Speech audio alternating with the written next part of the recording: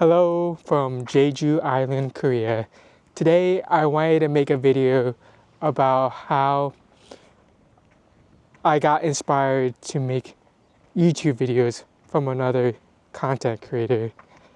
One day I was just scrolling on YouTube, not looking for anything in particular, and then I saw one video that on my suggested that piqued my interest, and he talked about his divorce story. And the guy in it looked familiar. So I clicked on it. It was not something I usually watch because I'm not divorced, I'm not married, not thinking about getting divorced. So it wasn't something I really related to. But nonetheless, I still clicked on it and listened to what the guy had to say. And a few seconds in, I realized how I knew him. We were actually colleagues as promoters in Vegas, and he worked at another nightclub promotion company than me. And I would see him out on the strip from time to time, and we exchanged numbers, exchanged business at sometimes.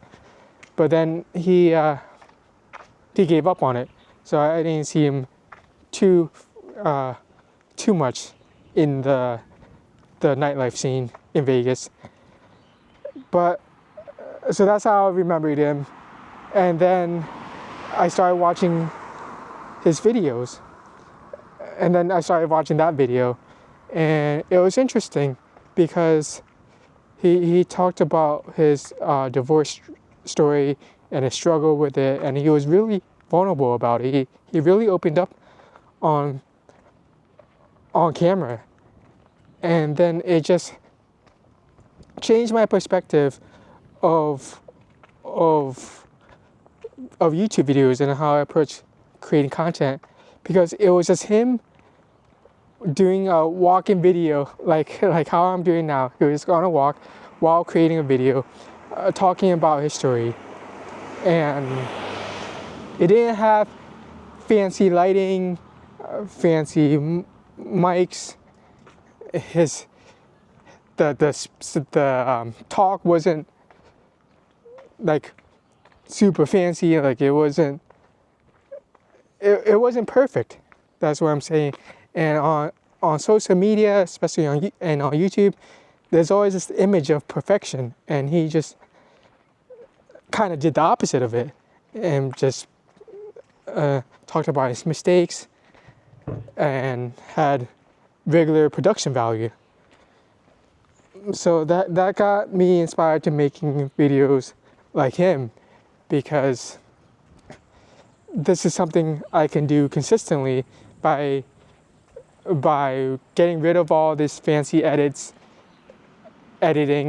and overthinking about how to hook the user in and how to keep the user engaged, and just doing research of what to talk about, where I can just be talking about my experience and let people who resonate with it, and not just let them not watch it.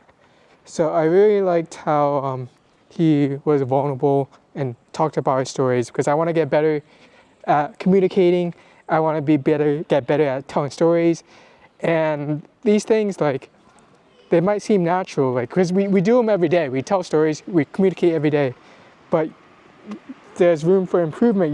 If you want to make the impact you want to make, that I want to make, you need these skills, and making videos is one way to improve them.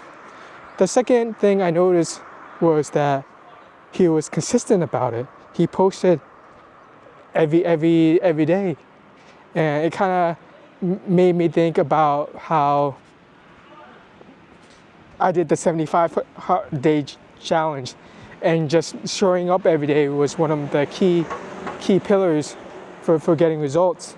And at the end of it, he made a video about how he didn't think he'll get the results he did by posting every day for 90 days or so.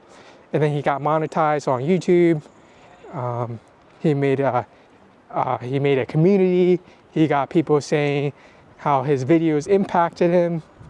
So there's a lot for showing up every day, and that's something I'm aiming at too. By showing up every day, I hope to get better at making videos and hopefully get more results from my videos as well. And then I also noticed that his videos were all similar, as in each video was different. He talked about different things. He talked about, I mean, as in his words were all different in each video, but his theme was still the same throughout like all of his videos. He had this theme of not giving up, that even though there's tough times, you can figure out what you can work on and slowly get better at what you can work on. And he just, in each video, he would have that theme, but he'll present it in different ways. Like he'll tell different stories or use different examples to get his message across. Because before I thought like each video had to be so unique, so standalone, but this kind of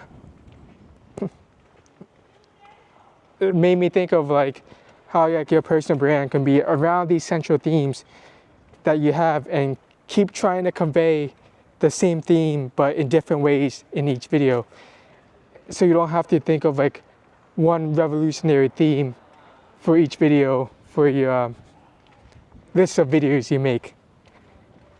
So those are the main things, that he was vulnerable, where he talked about personal experience, whereas I feel like many people just talk about secondhand experience, things that they read, studies that they read, or things they watched, just citing quotes from someone else, but never really like they never really lived it. They never took the actual advice that they're giving out. So I liked how he was real in his videos, he was consistent, and he had the same themes around all his videos, but he told them in different ways. And that's something I'm trying to implement with my videos as well, where I'm posting daily, talking about my stories with coding, things I'm going through, my entrepreneur journey, things that I've learned from my past careers that helped me with my business today. And then like these central themes of coding, of not giving up, of working hard, is something I want to convey to my users, convey to my viewers. Users as a coding concept throughout all my videos, and just convey them with different stories. Thank you so much for watching. Stay tuned for more videos about my experience.